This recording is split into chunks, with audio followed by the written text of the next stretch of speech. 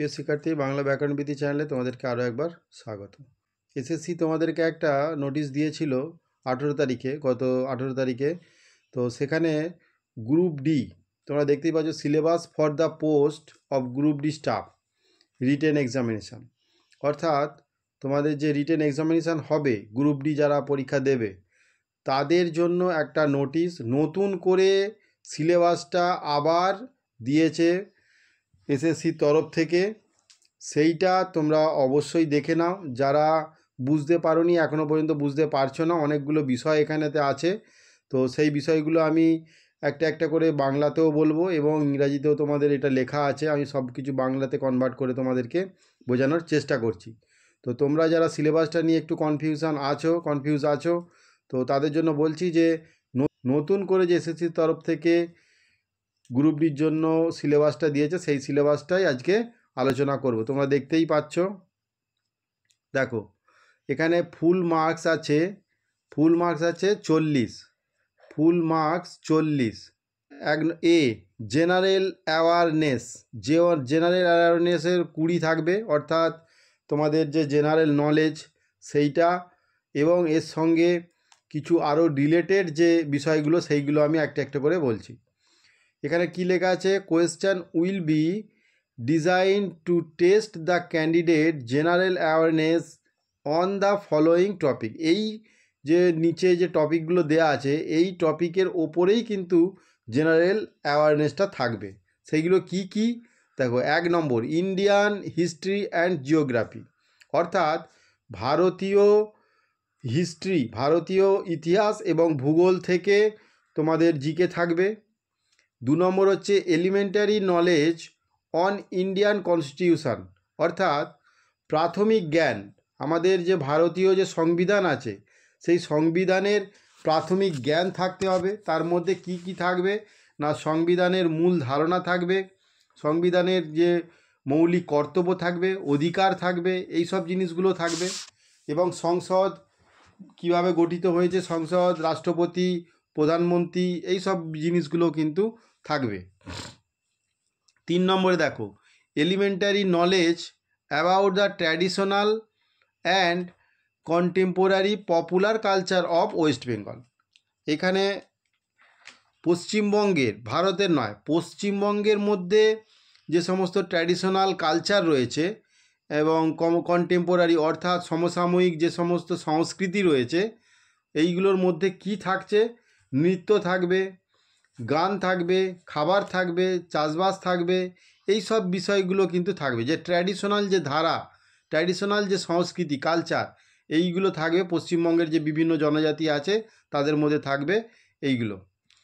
এবার 4 নম্বরে দেখো, স্পোর্টসে হচ্ছে কি থাকছে? Recent achievement in the field of sports in India, ভারতীয় যে খেলার জগতের রিসেন্ট অ্যাচিভমেন্ট, অর্থাৎ সাম্প্রতিক যে সমস্ত প্রাপ্তিগুলি হয়েছে খেলার জগৎ থেকে, বিদেশি কোনো খেলোয়াড় নয়, ইন্ডিয়ান খেলোয়াড়দের কথা বলা হয়েছে।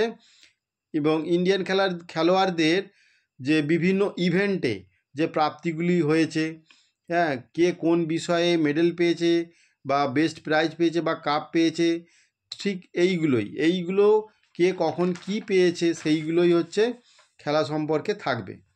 এবার এলিমেন্টারি কম্পিউটার লিটারেসি, এইটা হচ্ছে কম্পিউটারের একটা বেসিক নলেজ, প্রাথমিক একটা জ্ঞান হিসাবে তোমাদেরকে অবশ্যই এটা দিয়ে রেখেছে, যে কম্পিউটার সম্পর্কে একটু ধারণাটা। এটাও এখান থেকেও প্রশ্ন এবারে আসছে। তার মানে আগের সিলেবাসের থেকে এই সিলেবাসটা একটু আলাদা, মূল বিষয়গুলো থাকছে, তার সঙ্গে এই যে এলিমেন্টারি কম্পিউটার লিটারেসি, এইটা কিন্তু ছিল না গ্রুপ ডি এর যে সিলেবাসটা আগের, এইবারে কিন্তু এটাকে অ্যাড করা হয়েছে। অর্থাৎ কম্পিউটার ছাড়া তো আমাদের জীবন অচল, মোবাইল ছাড়া আমাদের জীবন অচল, তাহলে কম্পিউটার সম্বন্ধে আমাদের সাধারণ একটু ধারণা অবশ্যই থাকা দরকার।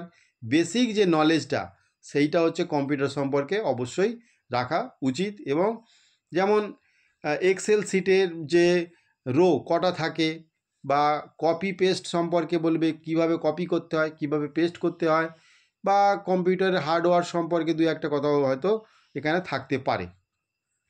এবার দেখো, বিএতে কি থাকছে না, লজিক্যাল রিজনিং, এতে 10 নাম্বার থাকবে।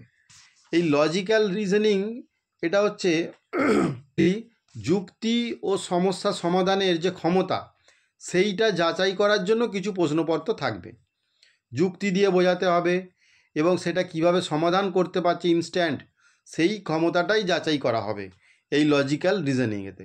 তার মধ্যে 5টা বিষয় থাকছে। 5টা বিষয়ের মধ্যে কি কি না, পিক্টোরিয়াল, সিরিজ অ্যান্ড সিকোয়েন্স, অর্থাৎ বিভিন্ন ধরনের যে ছবি থাকবে, ছবির যে সিরিয়ালগুলো থাকবে, পরের ছবিটা কি হবে, বা কিছু পাজেল দিয়ে দিতে পারে, সেই পাজেলটাতে কি হতে পারে তার সেই অপশানটা থাকবে, সেইভাবে কিছু প্রশ্ন থাকতে পারে। এবার 2 নম্বরে আসি, classification of words in group out of 4 answer odd 1 out, অর্থাৎ বেমানান। তোমাদের 4টে অপশান দেওয়া থাকবে, মানে 4টে শব্দ দেওয়া থাকবে, যেটাকে বলা হচ্ছে সেই শব্দের মধ্যে বেমানান শব্দ যেইটা সেইটাকে চুজ করতে হবে, সেইটা হচ্ছে সেই অ্যান্সারটাকে চুজ করতে হবে। ঠিক আছে, বেমানান শব্দটা ওই যে বলেছে অড 1 আউট। ঠিক আছে, এবার 3 নম্বরে proposition true and false. Proposition মানে হচ্ছে স্থাপনা আর কি, ট্রু অ্যান্ড ফলস কোনো একটা, যেমন ধরো ভারতের প্রথম প্রধানমন্ত্রী হচ্ছেন ইন্দিরা গান্ধী, ট্রু না ফলস, সত্য না মিথ্যা, তো এই রকম ধরনের প্রশ্ন থাকবে। ঠিক আছে, তো এই ধরনের প্রশ্ন ট্রু ফলস, যে প্রপোজিশান যেটা আছে সেটার মধ্যে থাকছে। এবার ম্যাচিং, ম্যাচিংয়ের মধ্যে থাকবে ধরো একটা ময়ূরের ডাককে ব্রিং হর্ন বা কেকা বা মগমকি, এই রকম টাইপের 3-4টে অপশান দেওয়া থাকবে, সেটা ম্যাচ করতে হবে, সেটাকে বলা হচ্ছে ম্যাচিং। আর একটা সব থেকে ইম্পর্টেন্ট যেটা 5 নম্বর, ব্লাড রিলেশান। ব্লাড রিলেশানে কি থাকছে না, ব্লাড রিলেশানে থাকছে এই রকম ধরনের থাকবে। ব্লাড রিলেশানটা থেকে কীরকম প্রশ্ন আসে, যে ধরো তোমার কাকার মেয়ের ছেলে তোমার কে হবে, এই রকম ধরনের যে রিলেশানগুলো, সম্পর্কগুলো, এই সম্পর্কগুলোই হচ্ছে প্রশ্ন আকারে থাকবে। ঠিক আছে, বা কোনো একটা নাম দিয়ে দেবে, সেই নামের তার দাদুর বাবার ছেলে বা মেয়ে তোমার কে হবে, এই রকম টাইপের হবে। ঠিক আছে, এই যেগুলো হচ্ছে ব্লাড রিলেশান সংক্রান্ত। এবার আসছি লাস্ট, এরিথমেটিক সি। এরিথমেটিকে 10 নাম্বার থাকবে, আগে থেকেই তোমরা জানো। তো প্রথম কয়েকটা ক্যাটাগরি যেটা আছে এরিথমেটিকের যে বিষয়গুলো আছে সেইগুলো সম্পর্কেই এখানে দেয়া আছে। যেমন প্রথমে পরিষ্কার করে বলা আছে অ্যাভারেজ, অ্যাভারেজ অর্থাৎ গড়ের অঙ্ক থাকবে।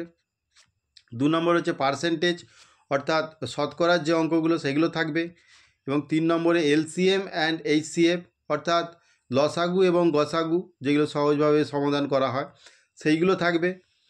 এবং 4 নম্বর হচ্ছে রেশিও অ্যান্ড প্রপোর্শান, অর্থাৎ সমানুপাত, অনুপাত এবং সমানুপাত, এই ধরনের কিছু অঙ্ক থাকবে।